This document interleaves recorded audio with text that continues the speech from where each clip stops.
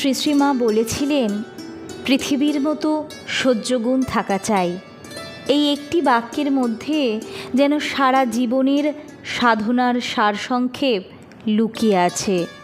পৃথিবী আমাদের কত কিছুই না দেয়, জল, বাতাস, খাদ্য, আশ্রয়, তবু কখনো কোনো অভিমান করে না, কোনো প্রতিবাদ জানায় না। মানুষ তাকে কেটে ছিন্ন ভিন্ন করে, দূষণে ঢেকে দেয় তার বুকে, তবুও পৃথিবী নীরবে সহ্য করে চলে। মা এই সহনশীলতার মধ্যেই এক গভীর আধ্যাত্মিকতা দেখেছেন। সহ্যগুণ মানে শুধু কষ্ট চুপচাপ সহ্য করা নয়, বরং তা আত্মাকে প্রসারিত করার একটি পথ। পৃথিবী যেমন তার অন্তরে সব কিছু ধারণ করে, ভালো মন্দ, আনন্দ বেদনা, তেমনি আমাদের মনও যদি সেই সহ্য শক্তি অর্জন করে, তবে তাতেই আমরা আত্মিক শান্তির পথে এগোতে পারি।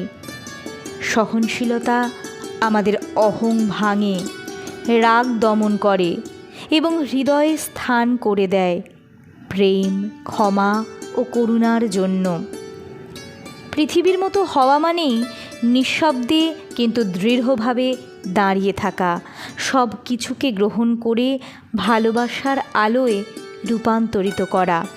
মা শারদার এই বাণী যেন আমাদের জীবনের প্রতিটি মুহূর্তে অন্তরের পাঠ হয়ে থাকে।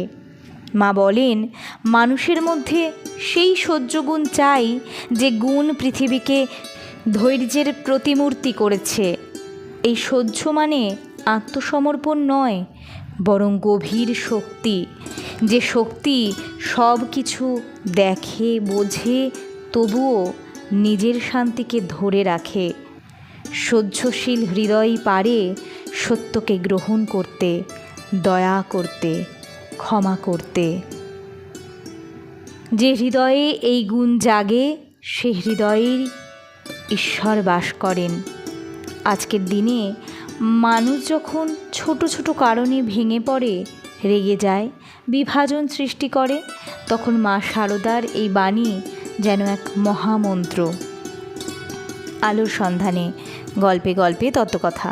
ভিডিওটি ভালো লাগলে লাইক, কমেন্ট করে জানাবেন। শেয়ার করার অনুরোধ রইল সকলের সাথে। ধন্যবাদ।